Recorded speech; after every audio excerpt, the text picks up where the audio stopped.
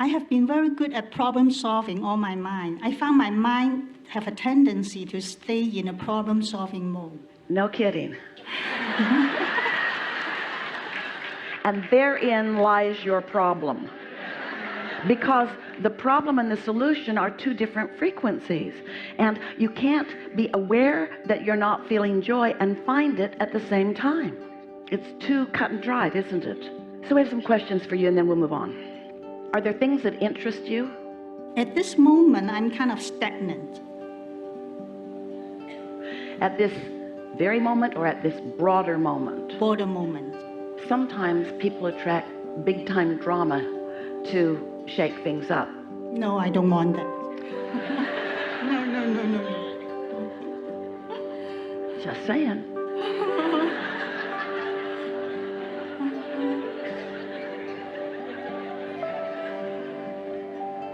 Do you believe that the law of attraction is a real thing? Yes. Do you believe in the power of your focus? Yes. Do you think attention to a subject activates something within you that draws it to you and you to it? Yes. So if you're stagnant, what does that mean? When you ask me about interest, at this short period of time, I have been kind of not feeling much passion about anything. Well, we know that. We started with that. Joy and passion are in the same place. But we're not asking you for off-the-wall enthusiasm or for joy or for passion. We're asking you, does anything interest you?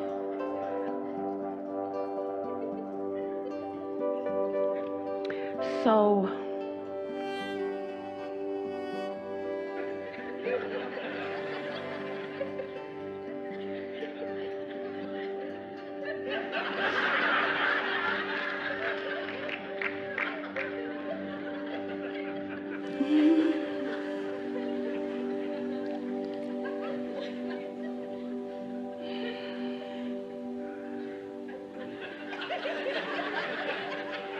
don't you wonder what we're thinking? Are you interested in our point of view? Does that interest you? Do you wonder what your inner being knows about you? Do you wonder what's in your vortex? Do you wonder what your magnificent life has queued up for you? Do you wonder what wonderful things are in your immediate future? Do you wonder how it all fits together? Do you wonder about what it feels like to be really in sync with the laws of the universe? Do you wonder what a continuous connection to your inner being would feel like? I feel stuck. I just want you to give me a kick. Just kick me out. Just kick me into the vortex.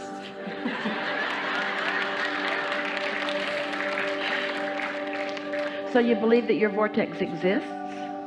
I kind of saw that at a glimpse, just 1 second. And then, that's gone. Did you feel joyful then? I kept whoa. Oh! But it was not, it was just...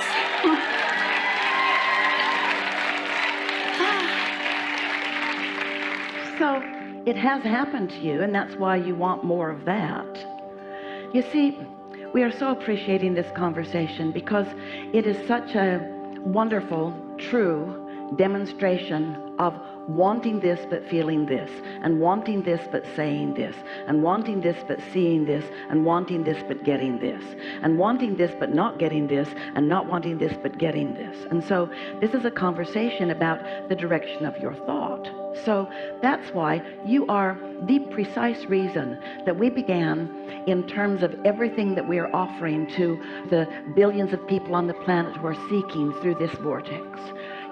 The way you are feeling is the reason that we have begun to speak about the power of non-resisted thought. And sometimes it seems to you, to many of you, that when you are in a moment when you are not feeling strong emotion of one kind or another, that you must be in a place of non-resisted thought, and that is not true. Non-resisted thought is the state by which you are allowing yourself a steady movement toward who you really are. So when you say, Abraham, I just want you to kick me into the vortex, that's good news, because it tells us first, you acknowledge that there is one, and second, that we know where it is, and next, that you believe that you are worthy of being in there. And then we're back to the original question that you stated here today. You don't know how to let yourself go there. And then you said the most profound answer to your very important question. You said, I have an analytical mind. You didn't use those words, but that's what you meant. I have the ability to focus. I'm like a dog on a bone. I get focused upon something. I am a problem solver. That's what you said. I solve problems. And we said, problem solvers prevent solutions. People who solve problems do not allow solutions. Oh, they create solutions. They create solutions. They queue all kinds of solutions up for others who are less analytical and less focused to allow into their experience. But you want to do both. You want to be the problem creator, the problem asker. You see, Esther, as she was getting herself vibrationally ready for this important day, she could feel with such eagerness what was going to take place here. She could feel the movement and the understanding. She knew she could feel what was in the vortex. And she acknowledged that her work was to get into the receiving mode. And she acknowledged, and this is the thing that we really want you to hear, she acknowledged the power of life as it has touched each and every one of you, and the questions that the life that you've been living, even in the days that we have not been together in this arena. She acknowledged that what you've been living has focused within you things that you want to know. And she sat in blissful appreciation of the way your life has touched you and what it has queued you up to ask for. And then she acknowledged that her role in this moment in time was not to queue up questions, not to focus upon anything, not to do anything other than put herself in a place of utter allowance of what your life has caused you to summon to you, to be spoken through Esther in a way that makes it more vivid or more understanding to you.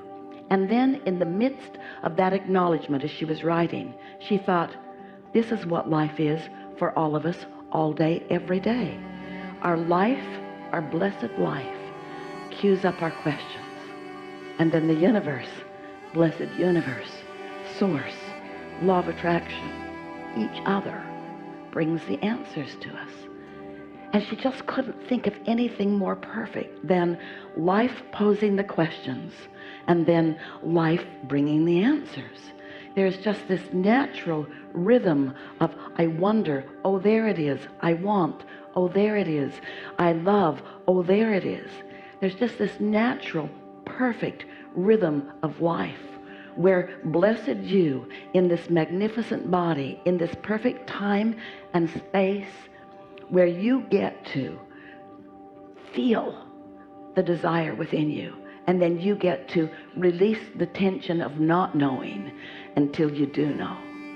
And what an uncomfortable strain it is to stand so pointed on a question, so sincere about the question, so desperate for the answer to the question that you just don't let the answer in. There's a relaxing that must take place. There's a reverence for your own value that must take place. There's an acknowledging your own perfection, your absolute perfection of where you are.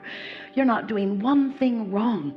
You're just sort of stuck. You said it in step one. You're stuck in the asking of the question to the point that even though the answers are all around you, and you certainly deserve them, you can't quite let them in because the frequency of the question is so vivid within you. So we want to just zap you with an understanding, but we can't do that. We want to know it so much that you can't help but know what we know.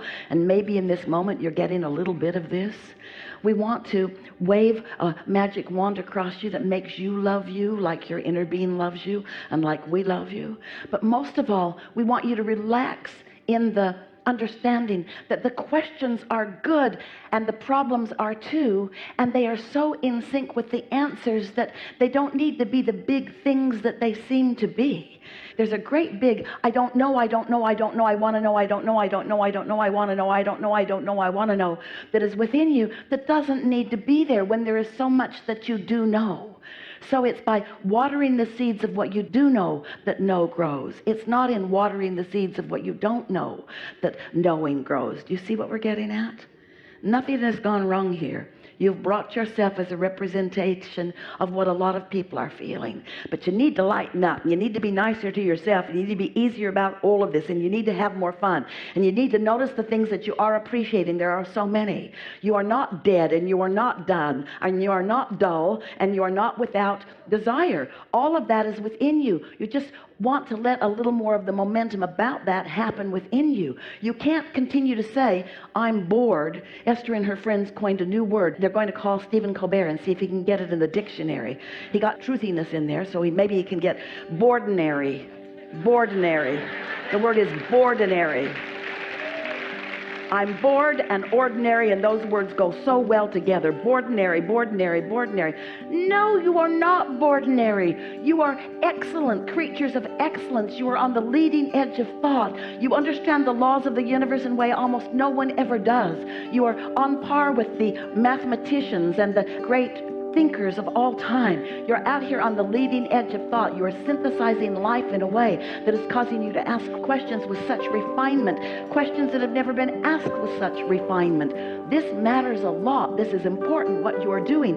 This is interesting. This is so fascinating to us that we're willing to spend so much time with you when there are ravenous questions out there all over this room. People just chomping at the bit to get up here and to ask their question and to let it in, you see. So, do you feel any interest in what's coming for you? We do. And whether you do or not, we do. And whether you catch up with it or not, our interest will always be there. And so anytime you stop doing that thing you do where you are boardinary, anytime you stop doing that thing where you're not allowing yourself to feel this movement and this movement and this movement, we'll be right there to match you in your vibration. And it is our absolute knowing that, like that moment that sparked you, that you described and everyone felt, there will be many more moments like that for you.